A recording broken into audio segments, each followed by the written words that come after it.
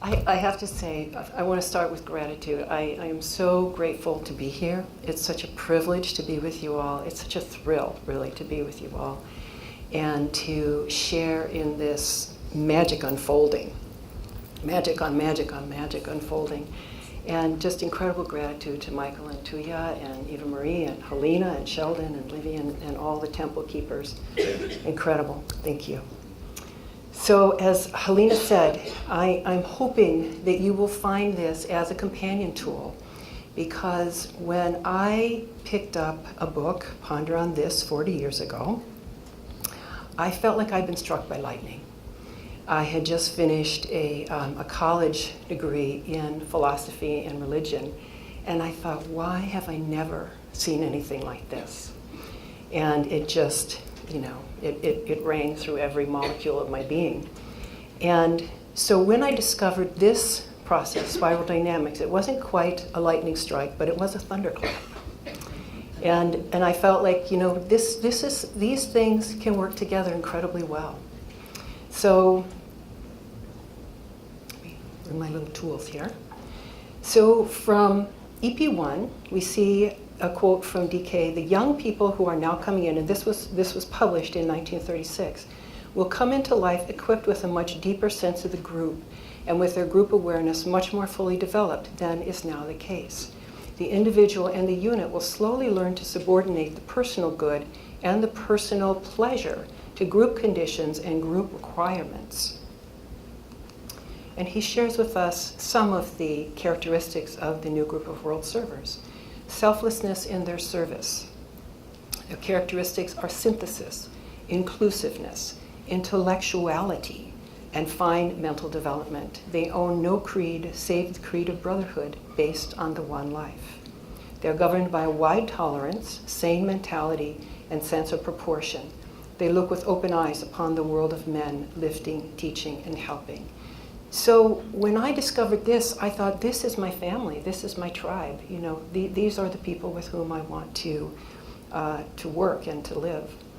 And so the very interesting thing is that this man, Claire W. Graves, was a psychology professor at Union College in Schenectady, New York. And he would, throughout the semesters, teach his students about the different kinds of psychology, the different variations of psychology. And at the end, his students would come to him and say, "But Dr. Graves, which is right? Which is the right one? Which one should we hang our hats on? What should we live by?" And this question tortured him so much that he almost quit teaching. But instead, he went and did research. So for almost a decade, through the 50s and 60s, he researched asking a very simple question. Very simple questions, actually, but they were like, how does a fully expressive human being, what do they look like? How does a realized human being or a self-actualized human being, what does that look like? And the very interesting thing is this man did not go in with a hypothesis. He did not go in with something he was looking for. He was just asking an open-ended question. And he was astonished by what he found, because what he found was the new group of world servers. What he found was this group that had these characteristics of synthesis and of inclusiveness, of putting group above self. And he and Abraham Maslow, who created the hierarchy of needs, were cohorts. Maslow taught at another college in New York, and they would trade classes sometimes. And so Maslow, of course, when he created the hierarchy of needs, it became an instant universal psychological tool. It was used in business, in education, in politics, and everything, because everyone saw the absolute intuitive rightness of it. But at the top of that pyramid was self-actualization with a small s. And so when Graves saw this, he said to Maslow, there's something above self-actualization. Well, it's very hard for any scientist, including a social scientist, to give up their pet theories, right? Because it's like he had accomplished something that went worldwide. But towards the end of his life, Maslow acknowledged to Graves that yes, indeed, there was something above self-actualization. And now when you see the pyramid, if you look it up online, they'll put a little halo above that self-actualization. And that actually is transcendence of self. So Claire Graves was very much the pedantic teacher and very brilliant. So he called his system the emergent, cyclic, double helix, adult code of biopsychosocial social development. And that's the short version. And so when he would share this with the group, they would laugh like you did. And he said, well, doggone it, that's what it is. And so indeed, he found that when he studied all of these people and asked them, what's a fully actualized person look like, he found that there were these kind of different groupings of values, and that they tended to emerge into another tier of values. And so I'm going to talk briefly about this. And so the first time I taught this, I did it in a day, and that felt right. It's like it's quite a complex system, and it's very beautiful, and you really want to get it like in your system. And then I culled it down to 2.5 hours, and that was okay. But now it's like you're going to get it in 40 minutes. So first of all, I'm going to go through the spiral, and then I'm going to go through the spiral again. But first of all, we're going to do it as the microcosmic man, because I think the best way to understand this is to understand that every human life goes through these tiers. It has the potential. Not every human life goes through all of these tiers, but every human life has the potential for all of these tiers. So the very first one at the bottom, the little one, that's beige, and that's an infant. So this part of life is that first year, when we really are driven just by physiological needs. And then that second one, which we call purple, and we call it tribal, is actually like 1 to 3. And this is the age where the child begins to recognize other. It recognizes it goes through the stranger anxiety stage, where it recognizes that this is not mine, this is not safe. And but it also recognizes who is, mom and dad and the family. And then from 3 to 6, it goes through the me, self-centered, narcissistic, egocentric stage. And this is where we find, what parents call the willful child. And so this is the first expression, though, of individuality, because prior to that, the child really is immersed in just the physiological needs and family. There's no real distinction. This is the age where the child really learns distinction. So this is going to be a really important stage that we're going to visit back to, but this is the egocentric stage, 3 to 6. And then the next one, the blue stage, is the age of school age years. And this is the age where the mind is developing, but it's a very concrete mind. And the child is very literal in understanding, but hungry for the world, taking in the world, but takes it all absolutely at face value, and it just pours in. And then the next one is the orange threshold or stage, and that is where the rational mind develops. So this is in the teenage years. And this is where that rational mind starts to develop. And the child is able to actually think about thinking. The child is able to think about what the beliefs are that have been poured into them. And they also find that they are examining it. They're looking at it for values. And one of the things, too, and we'll see this in the next image, is this cyclic part of this is that it tends to go from an I, me, mine to a we, us, our. And then an I, me, mine, and a we, us, our. And I, me, mine, we, us, our. And it keeps cycling like that, but it keeps spiraling. And every time, you can see, every time we hit a new threshold, there's more complexity. There's more in it. There's more available there. And then the green threshold, the green stage, what we call the green meme, is when one begins to have a sense of other as equal to me. Not everyone reaches this stage. This is an adult stage. Many children, now, young teens are developing this as well. We see this. But not every adult gets to this stage where there really is this sense of other and a sense of appreciation of other. Now, that all is the first tier. So that to there is the first tier. But what Graves discovered was that there was seemingly a quantum leap from that beige through green would be the pyramid of Maslow, with self-actualization, bordering at the top of that green. But what he found was there was actually this quantum leap. And that quantum leap was into a group where they were more inclusive, more synthetic, more could see order and chaos. And one of the most curious things was fear dropped away. So he called it second tier, because how rare is that to see a fearless human being? So when I discovered this, I knew that I was not fearless, but I understood about fearlessness. I knew it when I saw it. And I put to work that beautiful maxim from Course in Miracles, which is love is greater than fear. And there are only two emotions in the world. There are only two states in the world. There's love and there's fear. And we can be in one or the other, but not both at the same time. And all of the positive emotions that flow out, all flow out from love, and all of the negative emotions all flow out from fear. And so it became a practice for me to notice when I would be dipping into fear, because it's so easy to do it. You know, it's like all the time there's this opportunity to dip into fear. But to make that shift into shifting into love made a dramatic difference. So then the second tier is the yellow and the turquoise, and you can see that in the whole spiral, every part is included at every level, okay? So whatever level we get to, we still have all the rest of it there. So even if we are living in second tier, and honestly I believe that everyone here is living in second tier. When I first discovered, I thought, is that an arrogance to think that we're in second tier? But as I go through it, you'll understand. We're all in second tier. We would not be doing this work. We would not be interested in these thoughts. We would not be sharing in the way that we're sharing unless we were in second tier. So we are all in second tier, but you can see that at second tier, we still have all of it in us. And we still are capable of dropping down into that very narcissistic, egocentric place. We're even capable of dropping down into that very tribal and just survival place. And certainly we're capable of dropping down into everything below that. So we'll get to that. So this is another chart, and you have these. You have three color printouts, because what I'm hoping is that you'll take this and feel it like a toolbox.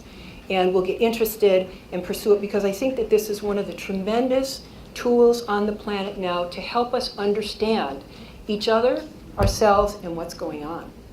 And so this shows that cyclic development and how it goes from the collective on the top.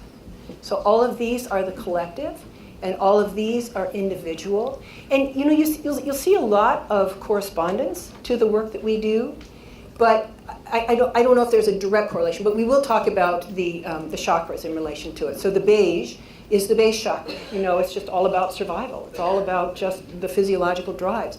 Purple is the sacral, okay? It's tribal. It's also about safety and security. And then this is the solar plexus. Red is the solar plexus. It's about I, me, mine. It's about that first expression of I am in the world. It's the beginning of the hero's journey. And then blue, again, is about, it's about finding meaning and order. It's where the heart begins to develop. It's not the fully developed heart, but it's where the heart begins to open, where one begins to recognize other and see other as a necessary component in my life. And then orange, again, is the development of the rational mind. So it's the throat center. So it's the lower mind. And then green is the ajna. It's the higher mind. And then we get into the second tier. So yellow, turquoise are crown and above. And then this one is the other printout that you have. And we'll go over more of this tomorrow afternoon. But right now, what I want to draw your attention to are those squiggly lines on the lower part here, the streams of development. And this was a contribution by Ken Wilber. And Ken Wilber actually was the first place where I discovered this, because when Ken Wilber discovered this system, he read Don Beck's book. It became central in his thinking from then on, because he felt that it was such a potent understanding of how the world developed, how civilizations developed, how people interact with each other, and how we have both our higher expressions at each one of these stages and the lower expressions. And that's another thing we'll get into more tomorrow. But so you'll see at the bottom here are these different streams of development: politics, aesthetics, creativity, cognitive, relational, emotional, empathy, contemplative, morality. And he said that if any human being you could create a bar graph for in terms of their intelligences or their streams of development.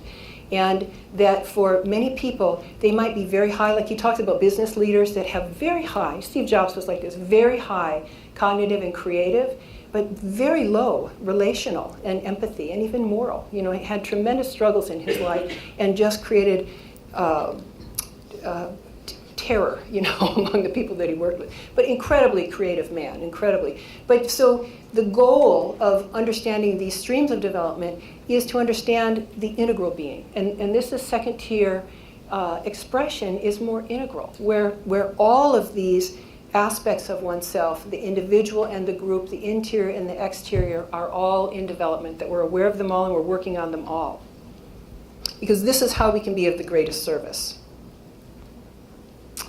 So the type of activity of which man is capable is an intense, progressive, and spiral development within the human ring past knot. This sentence covers the mode of development and the entire procedure of unfoldment of all the evolving units that we call men. The history of the human structural growth, the entire field of the unfolding human consciousness, and the history of all races and peoples that have lived or are living upon our planet can be dealt with under this heading. It concerns the use humanity has made of all the energies available within the natural world of which it is a part, inherent in the fourth kingdom itself, and coming to it also from the world of spiritual realities. So this expresses man at that midway point. But it also expresses this understanding. And I do believe that one of the things that excited me about discovering this mysterious Tibetan was not only the sense of this is my family that he was expressing, but that he was talking about things that were appearing in the world. And he said, you will see this in the world. And we, the hierarchy, are working through scientists and politicians and world leaders and psychologists. And when I found this, I thought, this man has been impulsed.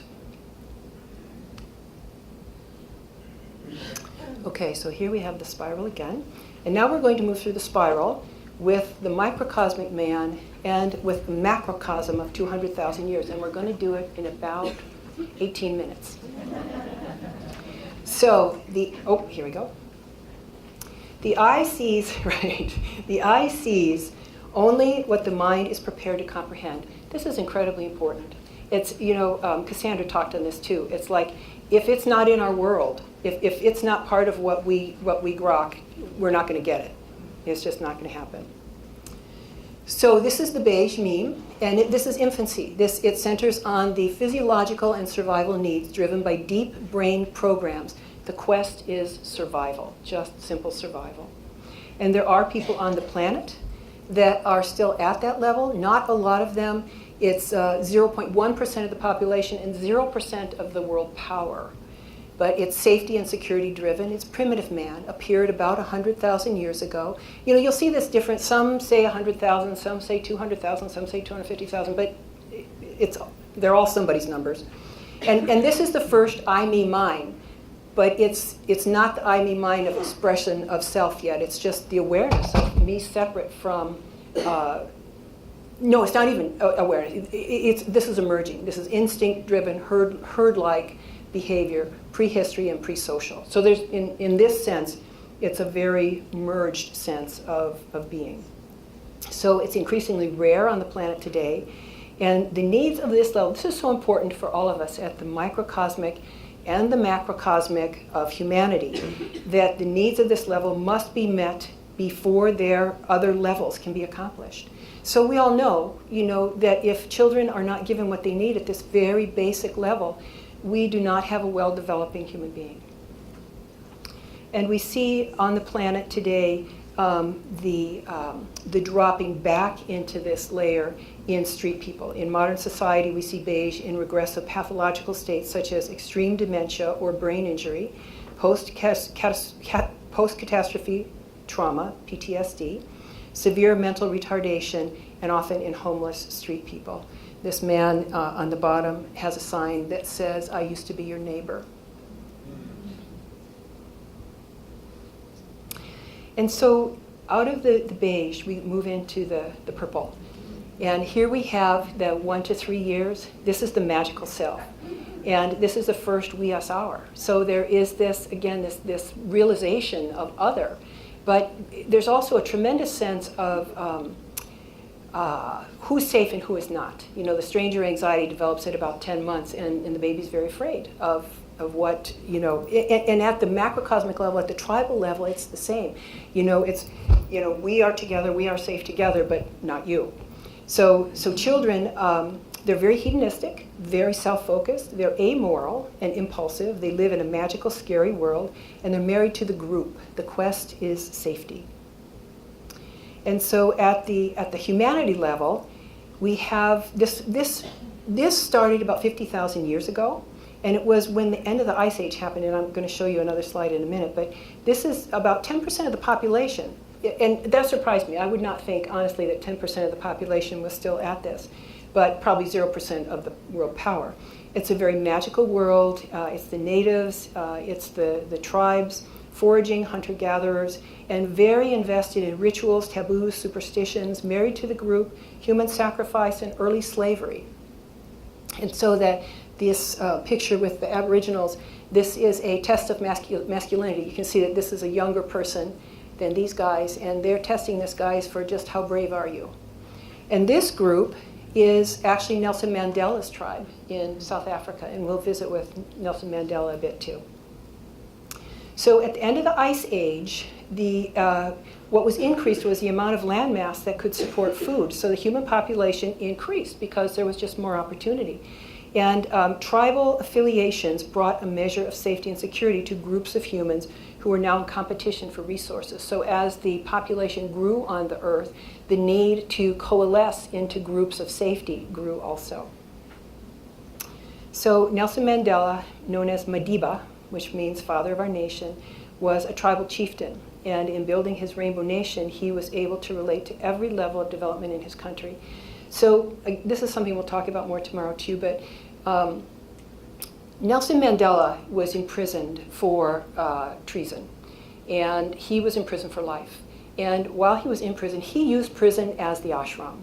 And he very deliberately, intentionally understood his prisoners. He read their literature. He talked with them about values. He confronted them about things that he felt were wrong. And he gained enormous respect.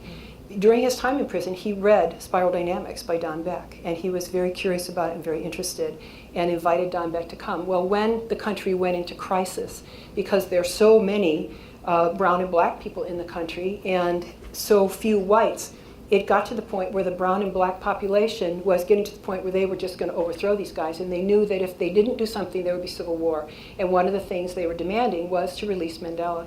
So they did release Mandela, and they told him actually years earlier during those 27 years, that if he would renounce his revolutionary ways, he could be free, and he would not do it.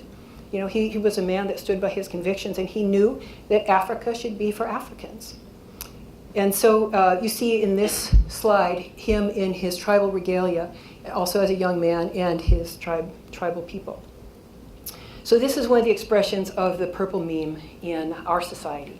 You know, again, it's that, this is my tribe. They even, do the regalia and all the face painting and, the taboos and the superstitions. So sports teams are modern day tribes with initiation rites, tribal gear, tests of strength, and ceremonies before battle and after victory. Fierce loyalties are the norm. Do or die is the mentality. And here we have their totems, lions, tigers, and bears. So Disney plays on this a lot. We all have this purple meme in us.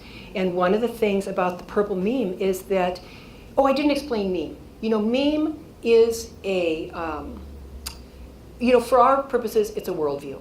And you know how Cassandra said, the way change happens, very little with information, very little with motivation. It happens with worldview.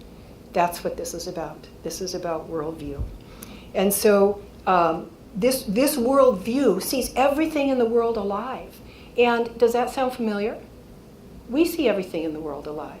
But as humanity evolved out of this, it's like, no, that's not true. Rocks aren't alive. But Disney has kept this alive. So everything in Disney's world is alive and has a name and a power. Okay, so this is obviously a downdraft of that same purple meme. The Ku Klux Klan, formed post-Civil War to keep the Negroes in line, has all the trappings of a tribe: rituals, taboos, superstitions, initiations, and rigid enforcement of tribal rules. So that man with the leash around his neck is a new initiate to the group. So this, do you know that 2 rivers in New Zealand and 2 rivers in India have been given the status of living entities? Did you know that? This has happened recently within the last year. So this is a very purple thing, but we're going to revisit this in the second tier, because these people in New Zealand with the Maoris and in India with all of the understanding of living entities found it in their governmental process to name these rivers as living entities. So they are given the same rights as human beings, and they've even been named parents. So anyone that pollutes the river, it's as if you are hurting a human being, and they will be prosecuted. So very powerful. And this is why. So these are 2 pictures. This man is drinking of this water where you see all these soapy suds flowing in. So these new laws protect the rivers used for drinking and bathing from tons, I mean literal tons, of human and industrial waste that flows into them every day unabated. So now we move to the red meme. The red meme is me. This is where, the child asserts mine and no. And so it's very egocentric, 3 to 6 years, 20% of the population. So this too, we still see this, in countries with dictatorships and with that oppressor oppressed, they are still living within this red meme, like it or not. And so they have 5% of the power in the world, 20% of the world population. The quest is power, glory, and heroic status. So this is a really important developmental stage because it is development of the personality. This is the beginning of the personality. This is the solar plexus. So it's the impulsive self, instant gratification, hedonistic, takes action and lives in the moment, guiltless and shameless. Guiltless and shameless. So I want you to remember that. Fun, loving, life of the party, daring, risk-taking, heroism. They're pre-logical. And so this meme began 10,000 years ago. And it was the beginning of the empires of the world. And so 20%, okay, we already did that.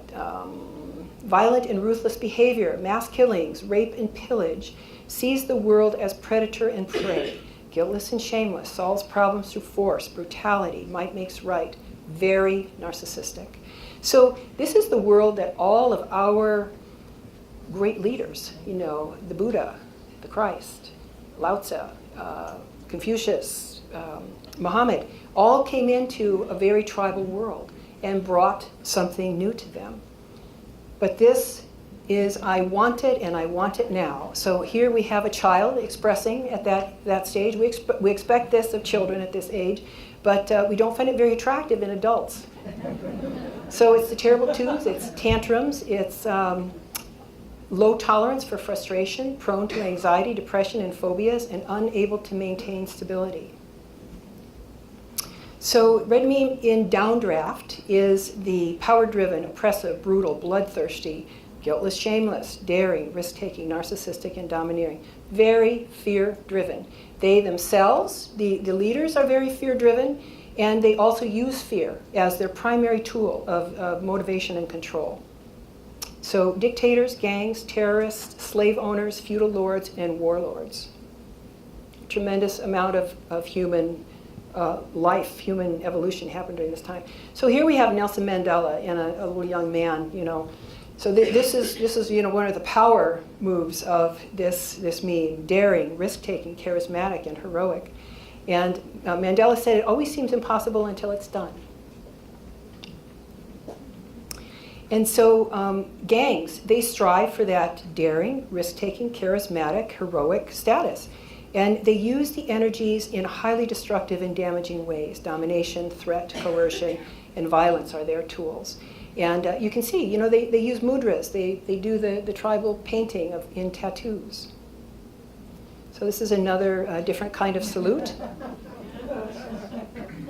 But we also have an expression of individual standout power is when someone uses that power to express in a positive way. So Olympic champions, captains of teams, they're using that power in a very potent and powerful way. And all world leaders that are successful, even at the higher memes, need to know how to use that red power because it's something that is necessary in the world. Alex Gray is an audacious, out-of-the-box expression of red meme. Yo-Yo Ma is one of my favorite expressions of red meme. Extraordinary music, extraordinary world citizen, and we'll revisit him later too. But it's an expression, of that I, me, mine. Okay, so do we have a red meme president? A lot of the people in the integral community are saying we have this red president. Yes, we do have a red meme president, but it's really, you're going to see later that it's really important to know that this is his emotional base. He also has a lot of the higher base of the orange because he's an intelligent man. He has accomplished a lot. But he did not have the benefit of growing through these younger memes with healthy input.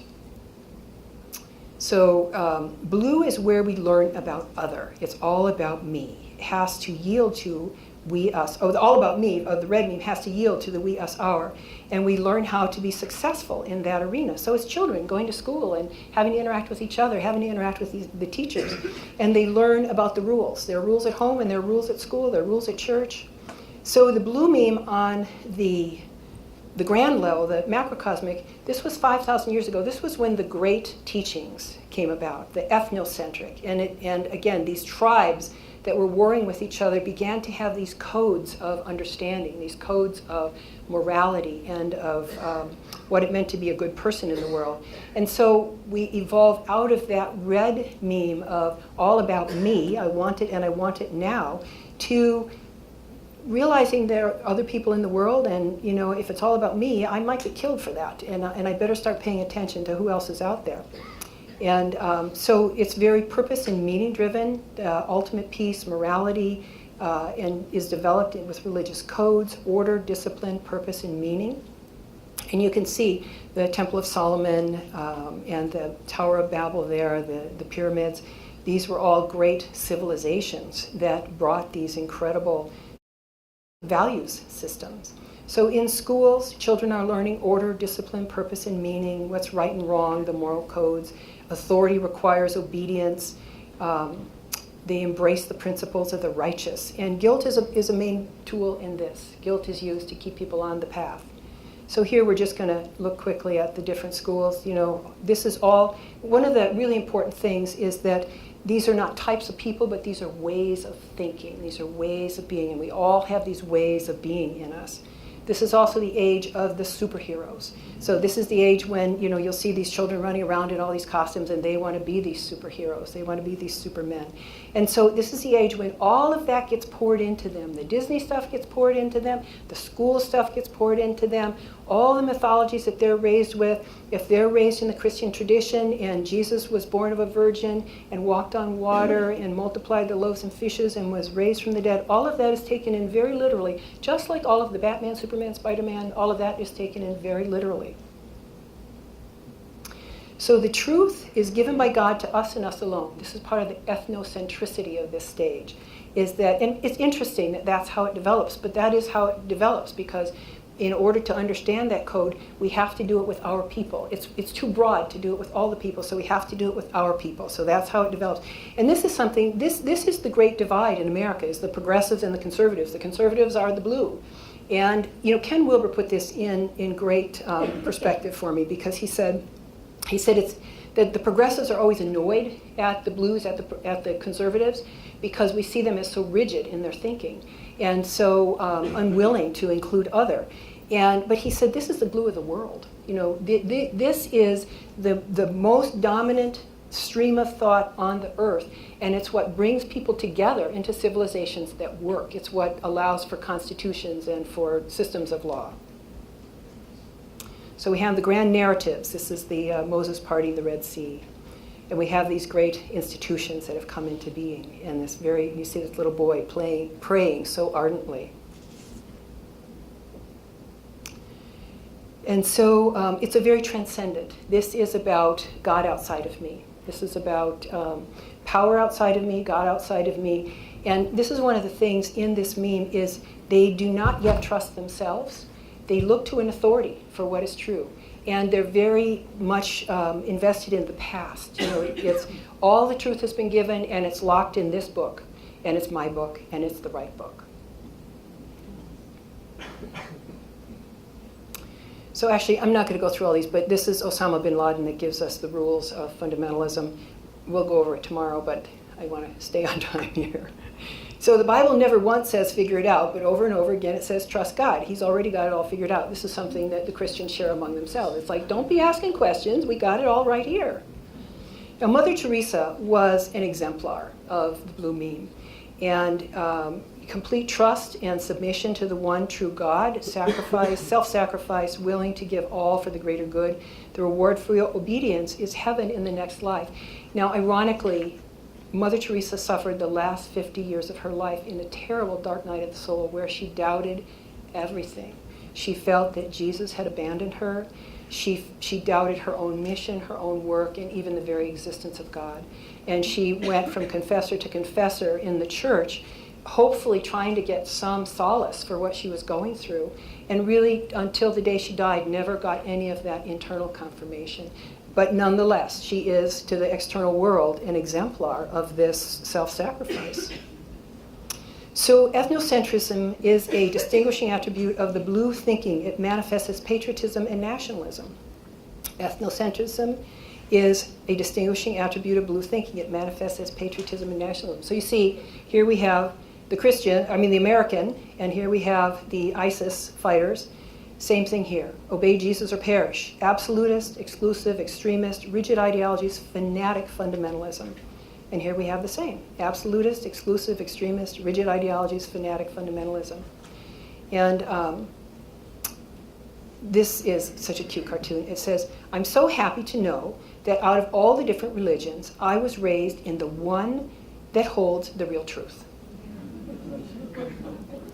So now we move to the rational, to the orange. And the orange happened about 1,000 years ago. So 1,000 years ago was the end of the Dark Ages, moving into the Middle Ages. It was, ironically, at the peak of the golden age of the Islamic world. And so a tremendous amount of knowledge of architecture, medicine, technology was developed then, and then later co-opted by the Europeans. But so this was the age when Gutenberg came out with the printing press and put a Bible in every hand, and Luther nailed the theses to the church door and said, you don't need a priest, you all are priests. And it was incredibly important time for people to start to question all those things, because they're realizing that the priests are telling them that it's their sin that causes the plague, and when they go to church they find that more of them are dying. Okay, and so it was during this stage then where they realized that it was actually a bug that was causing these diseases. And so again, it's all about the rational mind. It's again an I, me mind. So we moved out of the blue, which is all about we, us, our, into the I, me mind. 30% of the population, and I would say that aspirationally, I would add an aspiration line of development, because every group and every person has an aspiration to what they are looking to, what we're reaching toward. And I would say most of the world aspirationally wants to be at the orange. They want to be where the Americans and the Europeans and the first world nations are.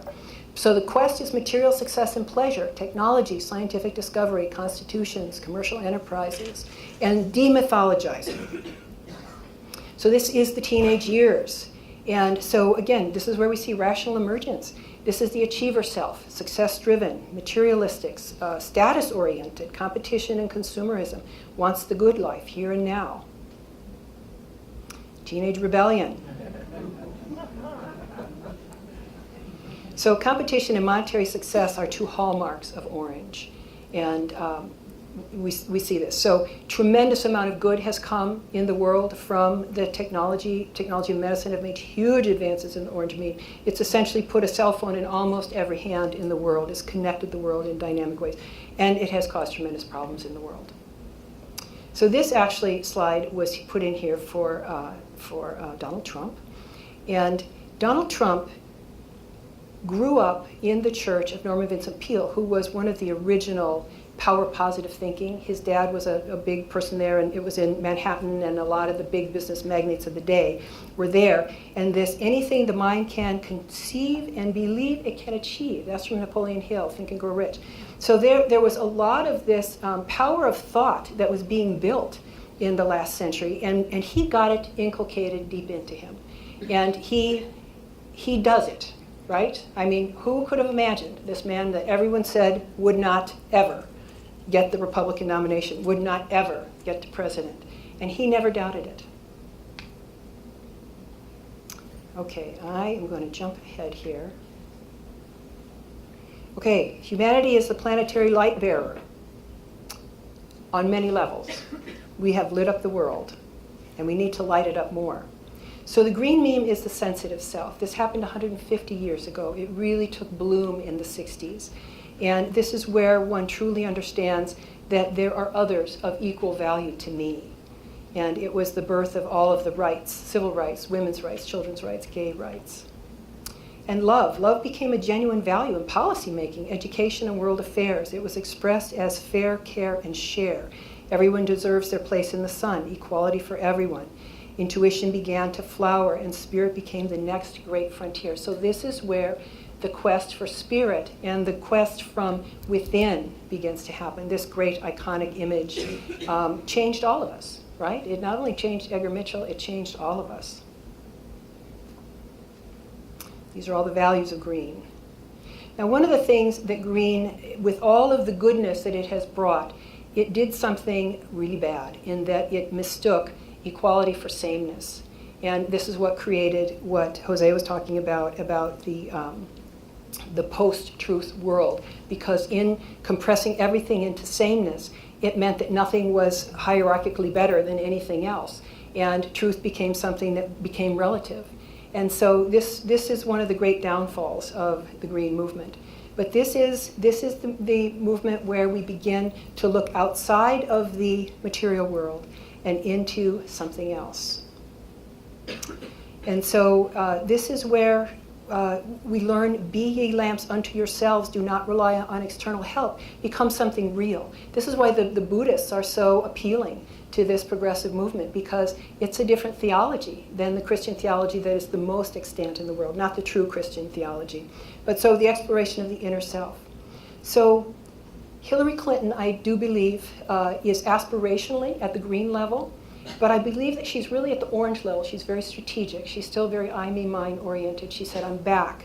And if the election had happened on the 27th, I would be your president. I'm here for the resistance.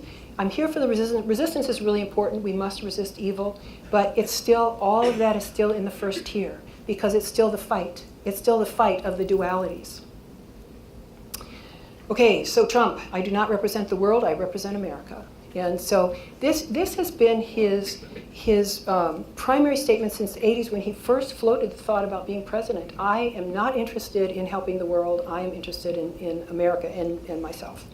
And so here we see the supporters of Trump see an angry, rude, disrespectful, daring, rich, successful, in-your-face, stunning, cunning, swamp-draining, strong man leader. And the success is not to be overlooked there, the success of the wealth and the beautiful wife. And then progressive see an angry, rude, disrespectful, petulant, impulsive, bombastic, narcissistic, shameless, swamp-stalking, con man tweeter. So, this is really important. If did not vote had been a candidate in the 2016 presidential election, it would have won by a landslide. So it's really important to know that 44.37% of the population that could vote did not vote.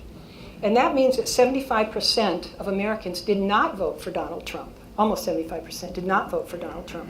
So when we get discouraged and think, oh my God, 94% of those people still believe in what he's doing, still, even with all that they've seen. But nonetheless, a whole lot of America is waiting to be inspired.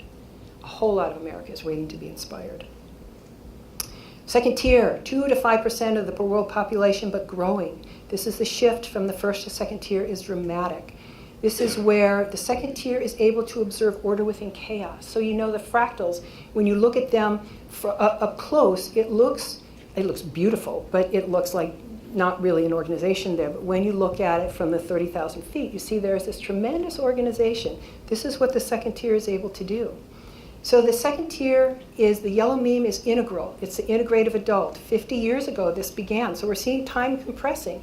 It's 2 to 5% of the population. We don't know how much power they have, but it's the integral adult. They serve the spiral. Don Beck says, the spiral is my client. And it's intuitive, transpersonal, flow, freedom, authentic, natural, fearless, knowledge-based, and universal compassion. A shift from the first to the second tier is a quantum leap, aware of the entire spiral and with clarity on the gifts and pitfalls of every mean. So we saw this, we've seen this toroid in many places. And this is from heart math. And we know that this is our field, this is our heart field. And if we're aware of this being our heart field all the time, think about the blessing that we give. What's the quality of our heart field as we are sharing this? Because all the time it's flowing. What's the quality of it? Matthew Ricard, happiest man in the world. Okay, I'm down to 12 seconds. I'm not going to get through all of this. So you're going to have to come tomorrow to find out more about the second tier. Today? No, it's tomorrow. It's tomorrow. Yeah. Yes. So I want to just say quickly that joy and serenity are not an astral condition, this is DK, but a soul reaction. These two qualities of the soul, serenity and joy, are indications of the soul. The ego, the one who stands alone, is controlling or dominating the personality circumstances and all, I missed it. Anyway, so, I'm just going to go through quickly so that you can see. These are some of the second tier leaders in the world. Nelson Mandela, we'll talk about him, tremendous. Yo-Yo Ma, a world citizen who impacts on many levels. And this is where the rivers that were given the status of living entities, that came from a turquoise meme. The purple thought form is there, but the purples don't have the power to make that happen in the world. It took governmental agencies, it took the higher levels of humanity to actually make this law and to enforce it as law. Here's one of our great exponents of the second tier. Here's another one.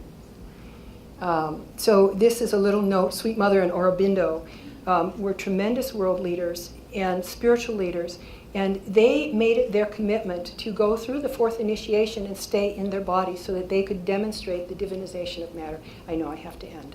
So I will end there with Sweet Mother's note to us all, which says, "The world is preparing for a big change. Will you help?"